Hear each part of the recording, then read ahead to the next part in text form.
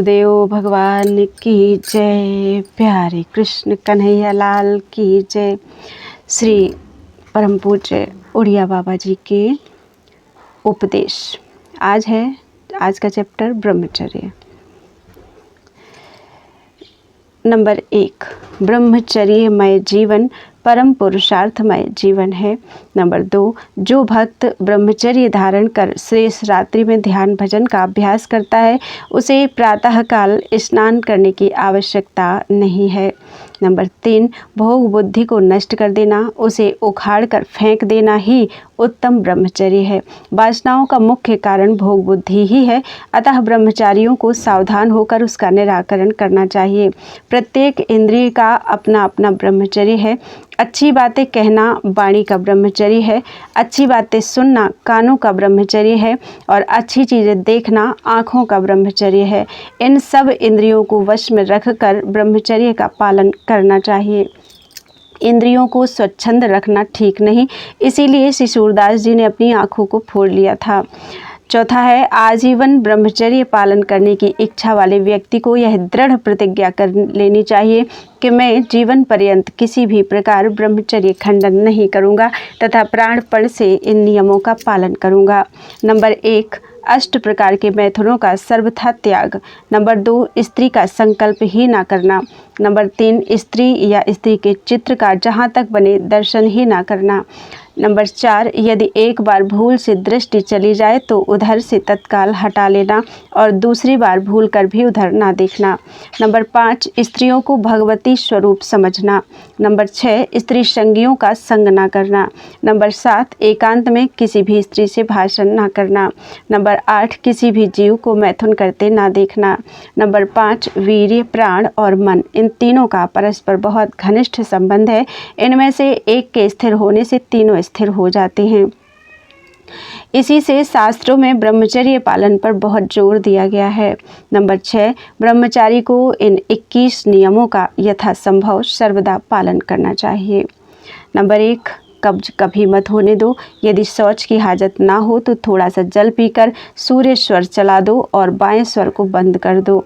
Number 2, मैदा आदि गरिष्ठ वस्तुएं तथा चाय आदि कब्ज करते हैं, अतः इनसे बचो।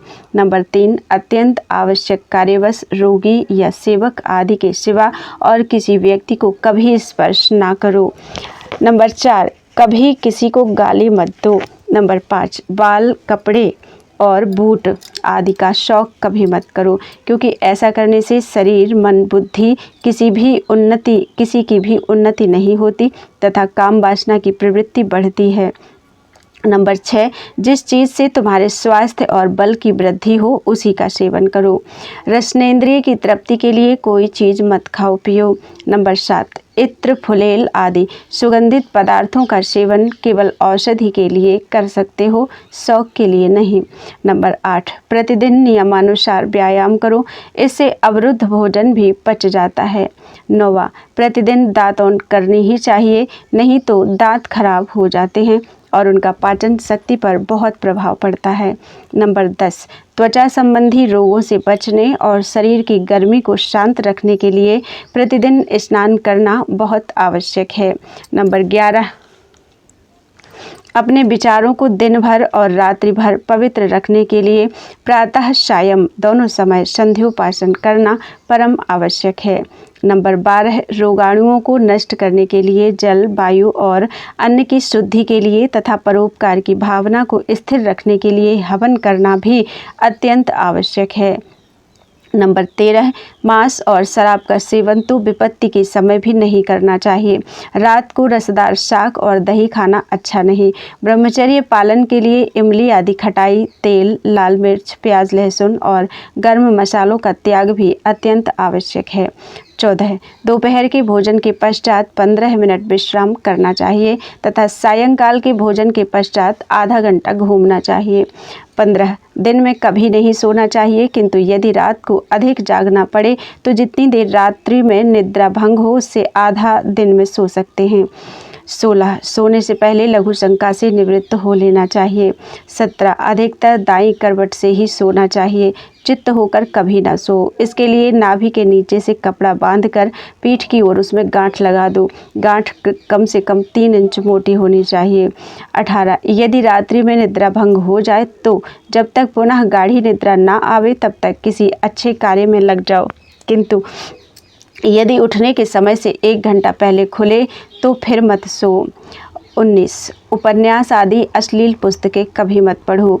20 ताश चौपड़ आदि भी कभी नहीं खेलना चाहिए, इनसे कपट करने की बुद्धि बढ़ती है। इनके स्थान पर अपने मकान के आसपास की फुलवाड़ी को साफ करने का काम कर सकते हो। 21 नाटक सिनेमा आदि कभी मत जाओ, इनमें भाग लेना तो और भी अधिक हानिकारक है। बोलो वृंदावन बिहारी लाल की जय।